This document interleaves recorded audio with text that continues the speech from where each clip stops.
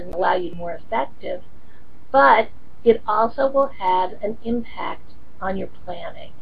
And so we strongly encourage you to make evaluation a part of how you do business from the beginning of the planning process and throughout. When I think about strategic planning and implementation, I'm constantly thinking about opportunities for evaluation.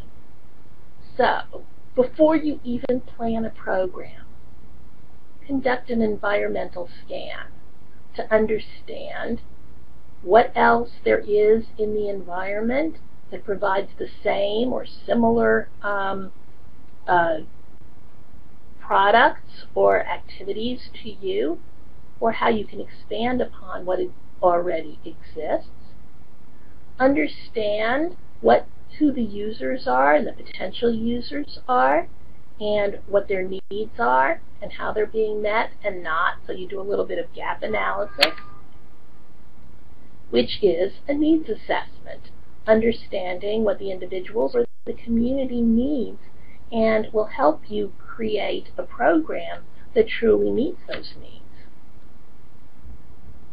Use evaluative thinking in setting goals, in thinking ahead what the outcomes are. What will success look like? What will the participants know, feel, and do when they're done with your program, so that you can make sure that you correlate the goals with the programs and you align your activities with with where you want to end up.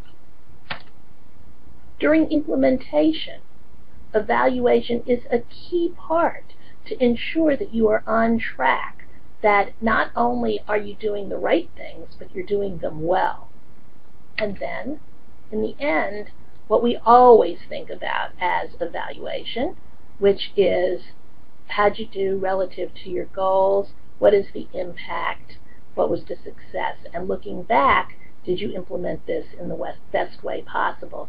Then use the data, going all the way back to the beginning of the process, to reevaluate the environment, reassess needs, set new goals, correlate new programs, or fine-tune the ones that you have. To this day, I still use the following worksheet, the one that is on this slide, the evaluation planning worksheet, to think about the evaluation needs of a particular project.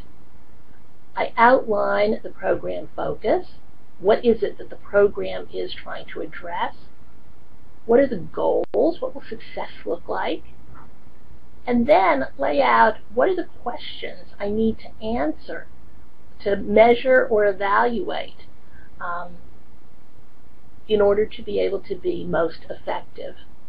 Going on from there, moving in more detail, thinking about, so what will success really look like, and what are the benchmarks or mile markers along the way that I need to hit in order to ensure that I'm on the right track? What are the kinds of tools that will allow me to gather that evidence? Who are the best people or the resources to provide the data? And then once I have the data, what am I going to do with it? How am I going to communicate it and act on it? When, where, who's going to do that, and to whom?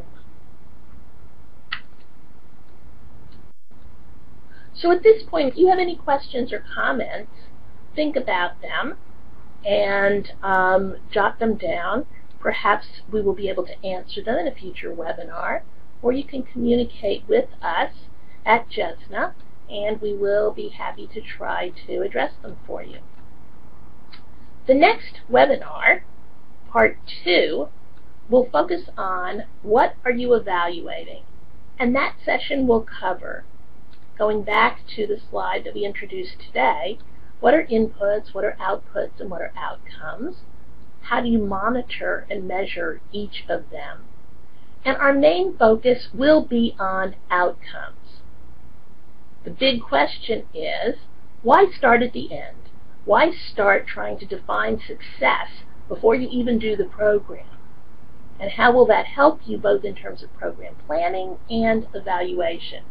and what are some of the good ways to articulate outcomes so that they are measurable and so that the data you collect will be really useful. In preparation for the next webinar, there's some homework. We're asking people to think about a specific PD program or project that you'd like to evaluate and to jot down some notes about the target audience for the program goals, a little bit about what comprises the program, the components, and some questions that you would like to answer through evaluation. We hope this has been helpful, and we look forward to your participation in webinar 2.